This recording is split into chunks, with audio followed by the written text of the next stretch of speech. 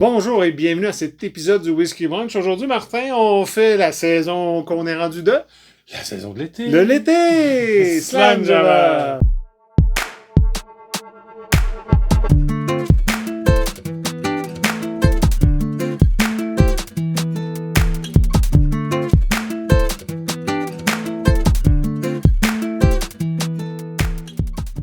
Salut Martin. Bonjour Alain. Salut à la maison. Salut les bonnes gens. On espère que vous allez bien. L'été est finalement là, en date.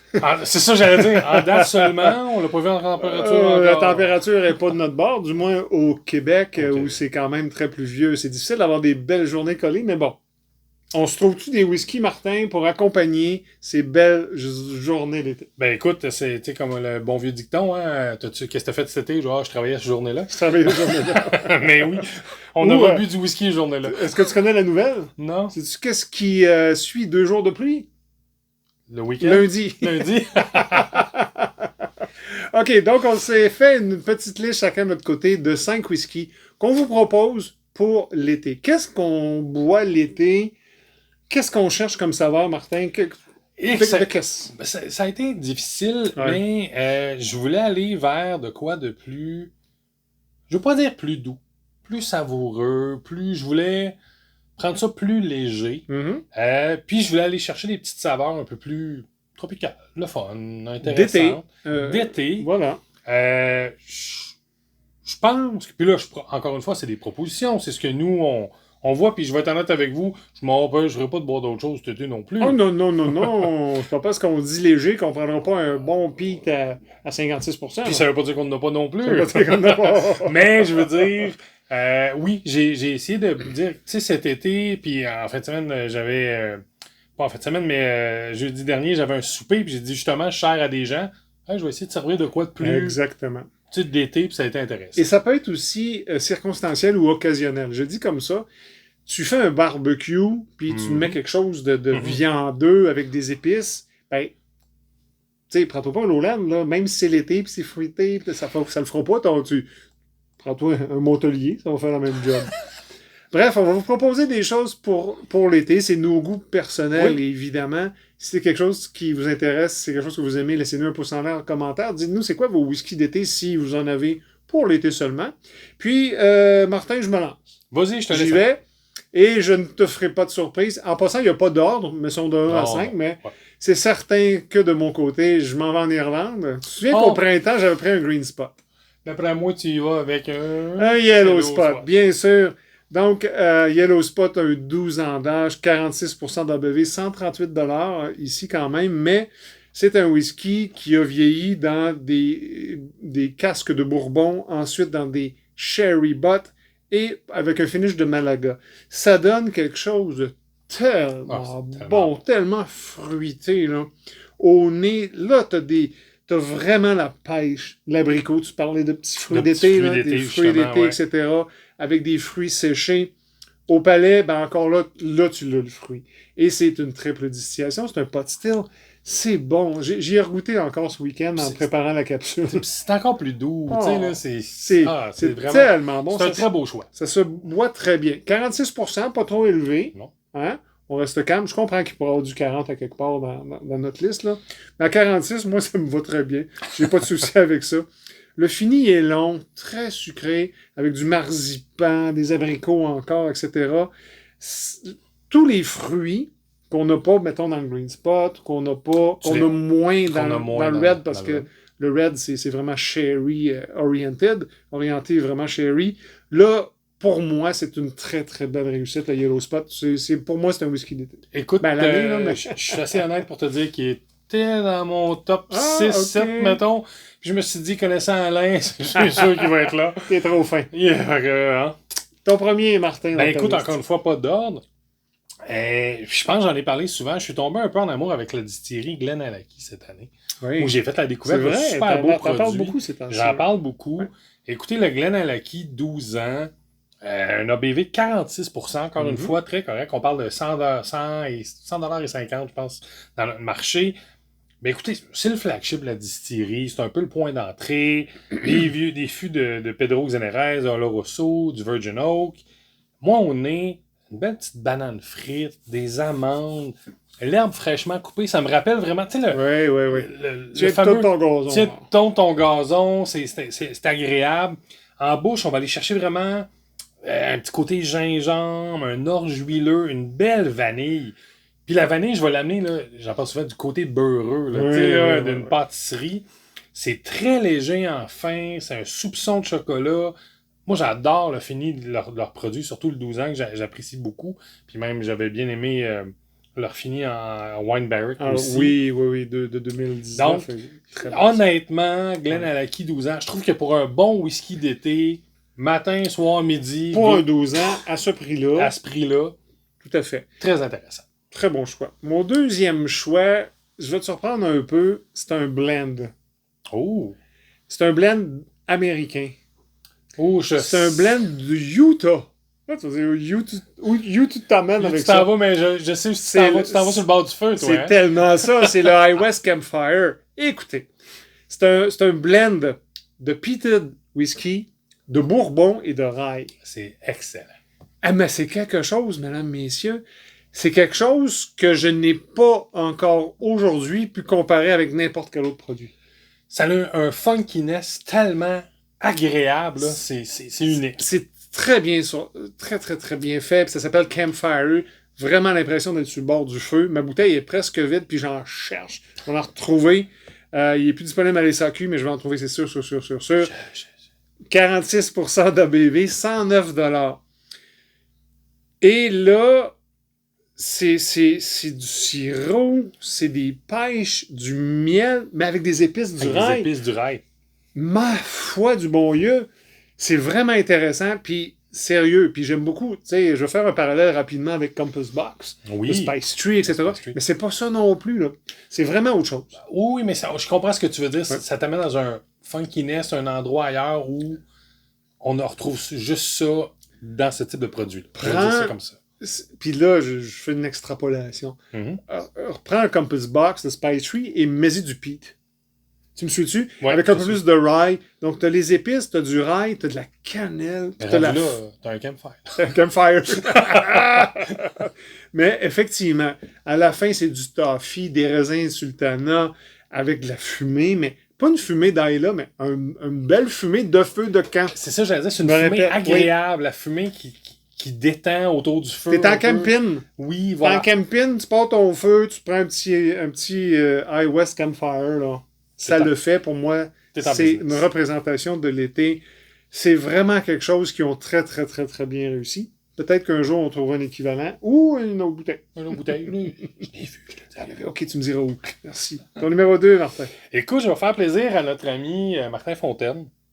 Je vais surprendre un peu de gens, mais je vais aller vers un Glenmo. Ben, voyons 12 ans. On parle d'un ABV de 40%, 78 $. Puis là, je fais une histoire. Très abordable. C'est ça, c'est tellement abordable. C'est un bon sipper l'été, ça vient pas... Tu peux en prendre 2-3 verres, puis tu te dis c'est pas grave, c'est agréable, c'est doux. C'est ce qui est venu me chercher un peu du whisky d'été. Ouais. Ça se prend léger. Écoutez, originalement, on parlait d'un 10 ans, là, maintenant ils ont amené un 12, parce qu'ils ont fait un prix. Puis pour moi, ça fait toute une différence. Ça l'a, je veux pas dire que ça l'a aidé, mais quasiment. Mais tu sais, on va parler, c'est très orangé, c'est plus marmelade.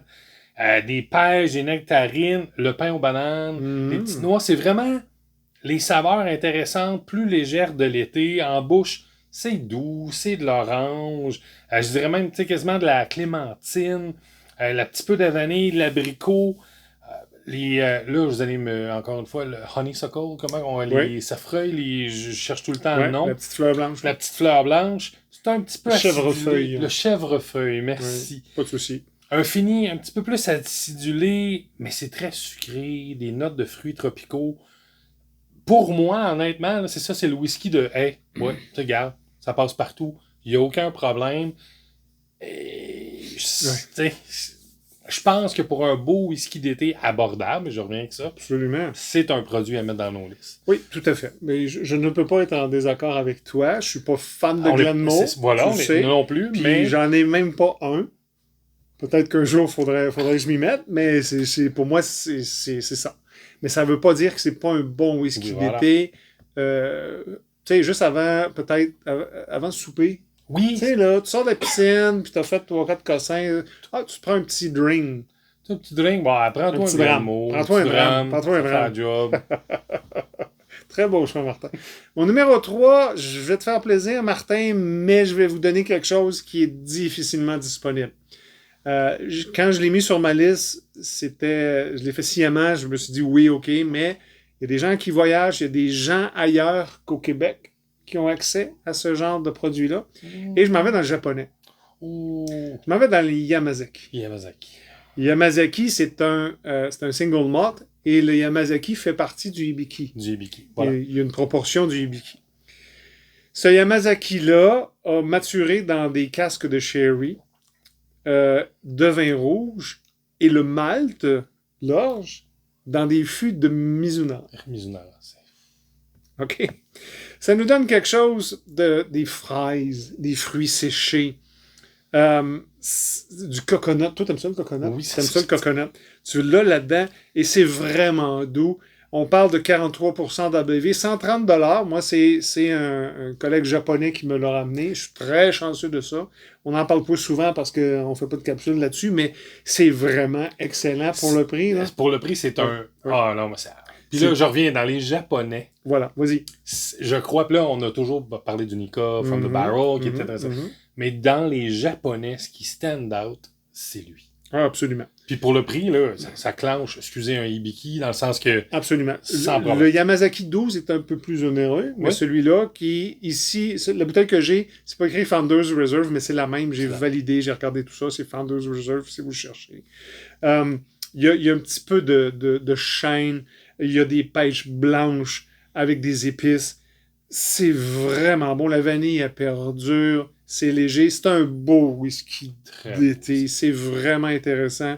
C'est vraiment en japonais. Dans le japonais, là, tu sais que j'aime beaucoup le From the Barrel. From the Barrel, le Nika. Mais je te dirais que le Yamazaki, il commence à tomber dans ma palette. Mais puis honnêtement, c'est juste une question de disponibilité. Je pense que... Absolument. Mais oui, c'est un excellent C'est un très, très bon whisky. Puis, j'ai mis sur ma liste de mon ami japonais, bientôt qui retourne, de m'en envoyer. Non, sans blague. Non. Puis, je vous ai vu. Comment ça marche, là? C'est quoi qu'il faut que je fasse pour qu'il m'en ramène d'autres? Probablement le 12. J'aimerais beaucoup mettre la main sur le 12, si je peux pas trouver. Fait que c'est mon numéro 3, Yamazaki Founders Reserve, 43%, 130 $. C'était pas trop onéreux. Ouais. Écoute, tu parlais en début de capsule un whisky qui te rappelle un moment ou un événement durant l'été. Qui dit été dit barbecue. Ah! J'aime où tu t'en vas parce que je vais probablement aller là tout après. Écoutez, moi, quand je fais un barbecue, c'est bon, j'enlève les hot dogs, les hamburgers, là, c'est pas un barbecue. Non, ça c'est pas un barbecue, ça c'était... J'aime bien faire fumer les choses, ça prend du temps, je m'installe. Ben écoutez, pour moi, fumer veut dire c'est un bourbon puis une bière. Ça vient avec, j'ai besoin de ça pour faire tout ça. Donc, j'avais pas le choix de vous amener mon whisky un peu plus d'été. Et j'en parle souvent, le Four Roses Small Batch. C'est sûr. Écoutez, 45% d'ABV.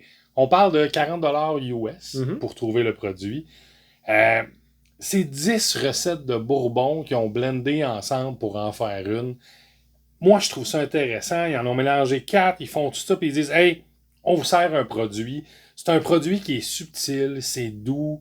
Je comprends, on va retrouver les notes pas mal plus de bourbon classique, de sucre brun, les épices, le miel.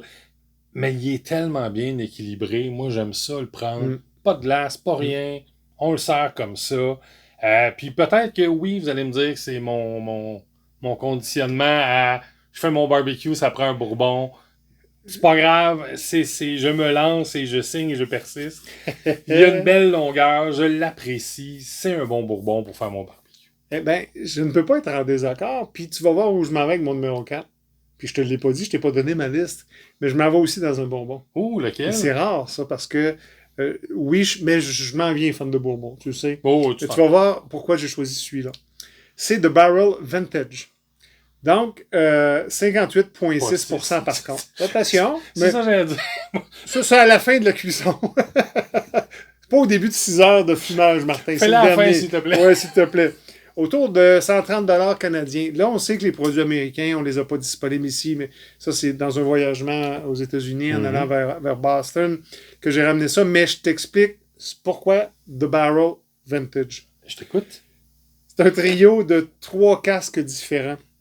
Mizunara. Tu vois-tu un petit pattern dans Ça, j'allais dire, de ce temps-ci, autant ça. Moi j'aime les finishes de vin. Je te regarde, là, le Mizunara, ça te fait plaisir. Mizunara, Manzanilla, je m'en vais vers les finishes, je sais pas pourquoi. Mais bon, le premier Mizunara, deuxième du chêne français, et le dernier vraiment du Toasted American Oak, qui lui donne quelque chose de vraiment intéressant. Au nez, c'est de la crème brûlée, du pudding au chocolat. Oui, le 56.8 fait quand même quelque chose, mais je fais exactement la même chose que toi. Peut-être que je le fais au moment où je fais griller mon steak 2 minutes chaque bord. Tu comprends-tu, là? Puis avec des épices de Montréal, puis je fais des pommes de terre avec quelque chose. Tu sais, je fais un barbecue épicé. C'est pas des hot dogs, puis voilà. C'est ça. Non, on est là. Au palais, c'est huileux, mais c'est quand même sucré, avec des notes d'espresso. C'est vraiment très bon. Et là, tu as quand même un peu de bois. Évidemment, c'est boisé. Et là, le chêne français embarque et le Mizunara l'équilibre. C'est vraiment, vraiment exceptionnel. Quand je tombais là-dessus, c'était un pur hasard. C'est un The Barrel que je cherchais. Il n'était pas disponible. Il y avait ça à côté. Je dis, tiens, je l'essaie en lisant juste l'étiquette. Et je ne me suis pas trompé. Je suis tellement heureux d'avoir ça. Le finish, c'est des raisins verts avec des prunes. Ah non, c'est vraiment exceptionnel. On se fait un barbecue bientôt, puis je te sers ça, puis on... Hey, t'amèneras ton Four Roses. On va s'amuser. On se fait un brisket? On fera pas une capsule, parce que d'après moi... Ton numéro 4, Martin. Écoute, je vais peut-être te surprendre, mais tu parlais de Manzanilla, justement. C'est ce qu'on a dans nos verres. Ça fait partie de ma liste. Tu l'as mis dans la liste? Oui. Ah, ben, mazette. Je parle du Ardbeg Smoke Trail, Manzanilla, justement. Vraiment on parle d'un ABV de 48%. On parle de quand même 170$. Travel Edition. Il faut comprendre que les Smoke Trails, c'est des Travel Edition seulement. Et c'est 1 litre. Bon. Donc, ça reste abordable. Mais là, écoutez, je pense que tu peux pas avoir plus été que ça. Oui, pour moi. Tu peux pas avoir plus été que ça dans le peat. Dans le peat, voilà. OK. Écoutez, au nez... Là, j'y vais vraiment. Moi, là, un petit peu un côté jasmin, de l'eau de rose, des fleurs, de l'eucalyptus. C'est mélangé, c'est très intéressant. Puis là, en bouche, là, oh my God! Là, je vais dire un menthol, mais pas un menthol agressant. Je sais pas comment le décrire. C'est vraiment... c'est rafraîchissant. Oui. Ça vous amène... mentholé. C'est mentholé, voilà. Plus que menthol. Une grosse menthe poivrée, Vous avez ce petit côté-là fumé, mais tellement... Je vais l'appeler gracieux. Ça se dit dessus. Ben, c'est pas agressif, c'est très intéressant. Je suis... puis écoutez, on a eu la chance le week-end dernier, donc Josué, puis on a pu voir, puis là j'ai fait oh my God. Je suis tombé un peu en amour, puis je me suis dit, oui, on n'a pas le choix, ça fait partie... C'est un très beau produit. Puis écoutez, Ardbeg, on en parle souvent, c'est des hit and miss avec leurs produits. Ça, c'est un hit, selon moi. Pour 1 litre, pour ce prix-là, Travel Edition, je revenais d'un voyage aux États-Unis, il était là, c'était tout ce qu'il y avait que j'avais pas. Je me dis, bon, tu sais, je laissais. Et on avait déjà parlé du côte rôti dans une autre capsule, je pense, avec les finishes de vin rouge. Et vraiment, c'est une belle surprise. Moi, je m'attendais pas à ça. Et on est quand même assez flabbergasté. Fait que si vous avez, dans un duty-free, lorsque vous faites un voyage, vous avez l'occasion d'aller chercher ça, moi, je vous le recommande personnellement. Personnellement, c'est un très, très beau produit d'Ardbeg. Ça vous amène, comme je vous dis, ça vous ramène en une belle été, une belle chaleur. Oui, comme ça. Tout à fait. Mon dernier produit, encore là, désolé Martin, désolé tout le monde, je m'en vais d'un produit assez spécialisé. C'est quelque chose que j'ai eu à travers Whisky Québec. Où on peut aller chercher des whiskies exceptionnels. Il y avait 14 bouteilles au Québec. J'ai eu la chance d'en avoir une. Tu y as goûté? Oui. C'est le Neckneen Orchard House. Maison du Verger. Bon, pas Maison du Verger à Compton, là. Mais le Huntress Orchard House. 48,5% d'ABV, 199$. C'est pas donné. C'est pas donné. Oui, je sais. Mais Neckneen, c'est une distillerie que je ne connaissais pas et que je vais aller découvrir. C'est sur la coche. C'est sur la coche and a half. Ce Orchard House-là, c'est 66% de STR Red Wine Casks, 31% de casques de Bourbon et 3% de Sherry Cask, embouteillé à 48,5. STR, pour ceux qui ne savent pas, ça veut dire Shaved, Toasted and Recharred. Donc, c'est des barils de vin rouge. Ils enlèvent, évidemment, si vous prenez un côté de baril, une latte de baril, là, ben, le vin s'est imprégné à l'intérieur. Ils enlèvent jusqu'au bois, il reste encore du vin dedans. Ils toastent pour aller garder la saveur du vin rouge, puis le chard pour sauver le whisky parce que ça empêche aussi l'oxydation. C'est ça, c'est très important. Donc, ça donne une deuxième vie au barrique de vin rouge. Ben, ça perlit pas plate. Là, tout à fait en parlant, parce qu'on parlait de fumer des choses tantôt, là, il paraît qu'en Europe, le shaving, ils s'en servent pour fumer de la viande. Bien sûr. J'aimerais bien mettre la main sur un sac. Si quelqu'un s'en va là-bas, hein? Oh mon Dieu! Donc, ce qu'on a au nez, c'est des fruits rouges. Vraiment des fruits rouges. De la confiture de cerise avec... c'est comme un jardin d'herbes.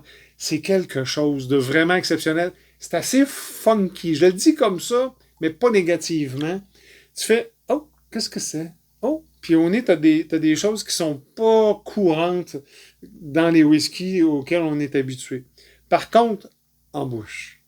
Et là, ça s'appelle Orchard House parce que c'est un dessert qui s'appelle Orchard Tart. Ou quelque chose comme ça, là, qui n'est pas une tarte, mais qui est comme un renversé à la pomme. Et là, t'as vraiment les pommes cuites. C'est impressionnant. Des abricots. Oui, dans un tart, c'est très, très bon. C'est caramélisé, là, c'est vraiment... Absolument. Avec un peu de vanille dessus. Une crème au... Non, je veux pas crème au beurre telle qu'on la connaît sur un gâteau, mais comme une crème beurrée vanillée. Beurreux. La vanille beurreux. Beuresque. Beuresque. Avec un peu de thé à la menthe à la fin. Ouh. Le finish, là, t'as les fruits rouges, de la cannelle, un petit peu d'épices. C'est un très, très beau produit. Si vous avez ça dans les 14 qu'il y en a eu au Québec puis que vous voulez confirmer ce que je vous dis, s'il vous plaît, faites-le. C'est vraiment un beau produit d'été, pas facilement trouvable, mais le point que je voulais faire avec ça, c'est que Neckneen, je vais aller en chercher d'autres. Et on va trouver quelque chose. C'est vraiment exceptionnel ce qu'ils font comme nouvelle distillerie. Puis c'est très down to earth. Je dis pas écolo, j'aime pas le terme péjoratif, là, mais c'est très... plus sustainable. Oui, je cherche le mot en français. Là, c'est ça. C'est vraiment, vraiment, vraiment, vraiment intéressant. Martin, ton dernier produit. Ben, je vais finir avec un produit qui a du peat. Oui, je vais là. OK, vas-y, mon peat. Je vais avec Big Peat, même. Ben, voyons donc. Puis je vais y aller. Pour l'été? Oui, mais tu vas voir où je m'en vais. Je vais dans le Fish Ale 2024, la spéciale édition, dans les finis de rhum. Ouais, puis vous allez m'excuser, je ne dirai pas le nom parce que je veux juste pas le magasin. Bon choix. Mais oui, c'était les finis dans des fûts de rhum. Il y a eu seulement 5680 quelques bouteilles. Ouais. Écoutez, le fini de rhum lui amène une saveur que... Puis je me rappelle la première fois qu'on l'avait ouverte, qu'on y avait goûté, puis t'étais là... C'est quoi? Puis là, je t'ai dit, ça, j'aime ça, c'est de l'ananas. Exactement. Mais oui, effectivement, on parle d'une tourbe. Vraiment, au nez, là, c'est une tourbe plus épicée. On va aller chercher un peu le goût de la guimauve grillée et l'ananas. L'ananas est très présent au nez, puis j'étais un peu... Donc, j'ai fait, hey, j'aime ça, moi, j'aime ça, l'ananas. Puis en bouche, ben oui, c'est huileux, c'est épais. C'est très... On retrouve tous les caractères d'air là. C'est pas rien à changer, mais... Un peu, on va aller chercher un peu plus la banane flambée, les viandes grillées, mais je vais appeler des viandes grillées. Tu sais, on fait griller des pêches sur le barbecue, on va mettre la viande avec. Donc, on va aller chercher un côté plus tropicaux, plus intéressant. J'aime bien ça. Le fini, ben, le charbon va persister un peu plus, puis là, on va retrouver l'ananas carbonisé, grillé, effectivement. Voilà. Puis un petit fini avec des épices, puis le piment de Jamaïque. On avait parlé qu'on avait fait les finis de rhum. Ouais. Je trouve que c'est un très beau whisky d'été, encore une fois, pour siroter, pour s'amuser. Puis j'ai essayé de faire, justement, une gamme de produits pour aller chercher un peu tout le monde. On a fait presque le même exercice, sans se le dire, avec des bourbons, avec des whiskies un peu d'ailleurs, avec quelque chose de très facilement accessible. Je veux dire, Yellow Spot, ça se trouve, là. C'est pas impossible. Des bourbons, c'est plus tough. On le sait pour l'instant. On le sait. Mais si vous avez ça. Mais c'est tout ce que je retiens de cette capsule-là, Martin. Vas-y donc. Il faut qu'on se moque quelque chose. Ah, ben là, on n'aura pas le choix. On n'aura pas le choix. On va vous donner, c'est quoi notre recette de... On fait-tu un brisket? On fait-tu des côtes levées? On fait tout. Ah, on peut faire des ailes aussi. On peut faire des ailes aussi. Fumées, des côtes levées. On ne se filmera pas nécessairement avec tout ce qu'on va boire, mais on va vous laisser un petit compte rendu au milieu de l'été. Une capsule de 24 heures. J'espère que vous avez apprécié. Si c'est quelque chose que vous aimez, laissez-nous un pouce en l'air, commentaire. Abonnez-vous si vous ne l'êtes pas déjà. On se revoit avec ce genre de capsule-là pour l'automne. Oui, hein? c'est On sûr. va faire les 4 saisons, on va le faire un petit peu plus tard. On va profiter de l'été d'ici là et de fantastiques whisky. Merci d'avoir été là. Slam. On recommence, dis! Slam. C'est Dramon! C'est Dramon. C'est Dramon. OK, 3, 2, 1. Oh boy. Excusez. Ça peut même que je laisse direct dedans en cote. On se revoit bientôt. Dramon!